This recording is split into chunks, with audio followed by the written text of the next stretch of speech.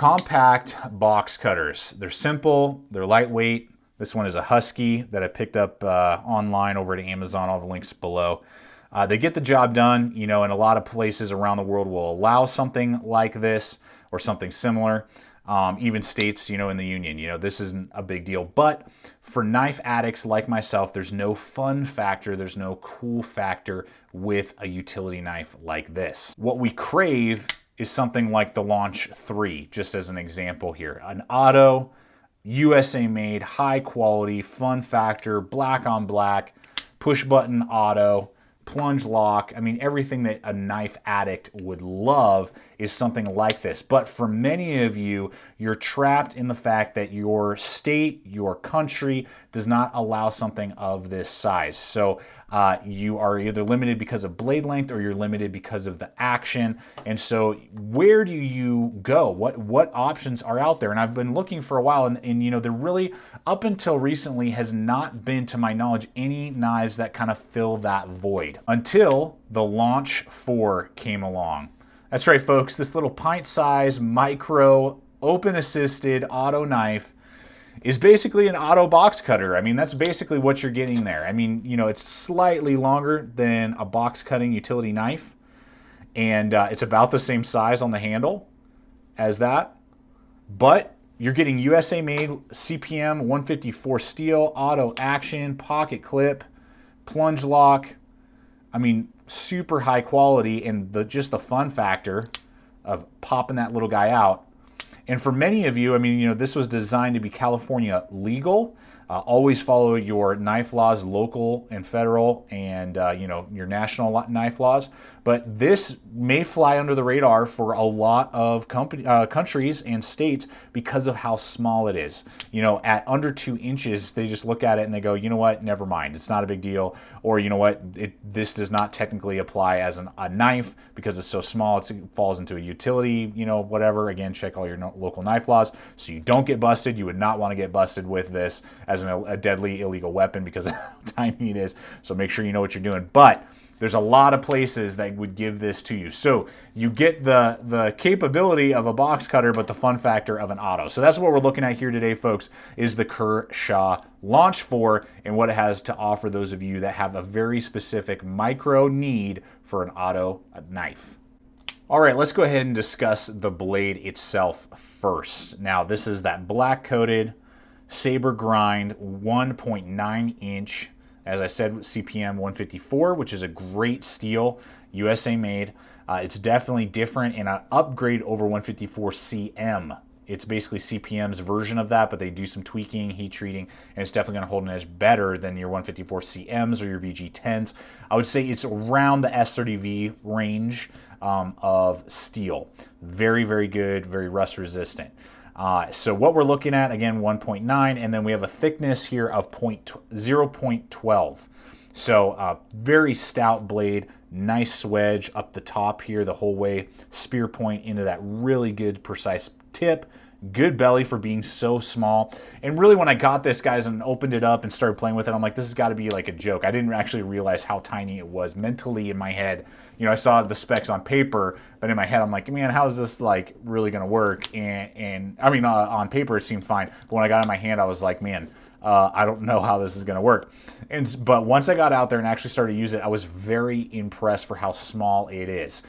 Now, again, it's less than 2 inches, so you're not going to get huge slicing capability, but cardboard box cutting, you know, anything that, again, the box cutter could do totally, your cord, your nylon rope, rubber, I mean, the list goes on of what I was able to go through with this, and I was actually stunned at how well it did. I was super surprised, super impressed for its quote-unquote box cutter sized capability. Again, it doesn't have this massive belly, and it's 3.5 inches, and it's just going to slide through everything. It's very compact, but it's a compact scalpel box cutter. I mean, that's really what it is. That's a good word for it, is a scalpel. This is like an auto scalpel, and is going to do a fantastic job for you, even though it's really stout and pretty small. So I was very impressed with the performance on the blade for how tiny it is. So let's go ahead and look at the locking mechanism and the assisted feature, the auto. So we got that red button coming up just above the aluminum handle scales there below the pivot.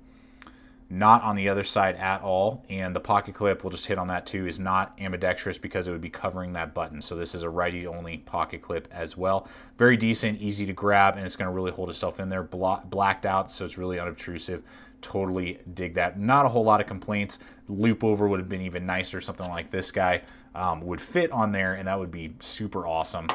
So just something to kind of consider there. But it definitely hides itself very nicely in the pocket. But with the button, I mean, you just hit that thing, boom. You can see that it jerked my whole hand. Fantastic spring, very fast, faster than the speed safes that are on Kershaw's. Just to kind of give you an example here. I'm going to try and do these at the same time. And this guy definitely bounces out faster with that auto feature. And then we have that nice plunge lock in there. Very sturdy, no wobble, left, right, up, down, super locked into place. And then you just depress that guy, moves the plunge out of the way, and you can close that thing back up. So fantastic, super fast, super strong, and very quick on the action. And then lefties, you could take that pocket clip off or just carry it, in the right pocket. And then boom, you just push that button with your index finger instead of your thumb. So it's ambidextrous in its deployment. So the handle is aluminum. It's 6061 aluminum, very good, high quality. Love that aspect. It is small though. So again, this is a very, very small compact item. So don't be fooled. This is 3.2 inches. So just a hair over 3 inches in length. You can see there in my large size hands. It basically will cover my fingers across. So when I'm holding it, I tend to grip it right here, and basically my pinky is completely off the knife. So just take that into consideration. They did do a good flare out right here. So I do feel like I have pretty good control over it. I mean, you're not going to stab or anything with that. You would just slide right up and hurt yourself. And it's so compact. I don't know what you're going to do with that in that sense. But for bearing down on it, cutting, as you saw, the rubber and the cardboard and everything else, I was able to get a decent grip on it for how small it is. Again, it's just small. Your finger isn't on it. So there were moments where the leverage was a little goofy and I had to work it, kind of put my hand in a different way to grab it and then, continue to cut. And that's just a size thing. It's not an ergonomics thing. It's very ergonomic. You're looking at a thickness of 0.48, so just a hair under half an inch. You got that nice flow through there. And this thing is ultra lightweight at 1.9 ounces. So very lightweight, under 2 ounces for an auto, which is super nice. No lanyard hole. That would have been a nice little feature, I think, particularly for you lefties. You could have taken the pocket clip off, run a lanyard through it. I mean, you could even carry this thing on your keychain. It's so small and compact and lightweight. So I would have liked to see that. That would be my only critique in the handle design and like attachment design is if they had allowed a lanyard hole there, that would have given some more options, particularly again for the lefties. But for how small it is, you actually have a very good amount of real estate to cut and get your basic cutting tasks done. So price, and there are a lot of options out there too. This is obviously the black on black, and they got orange and pink and blue. I mean, they got a lot of options out there. Now this guy is going to run you $75. I will have a link in the description below over to Blade HQ. That's where I've purchased several of the other launch models that I've tested out and reviewed. A lot of places will not carry because of knife laws and everything.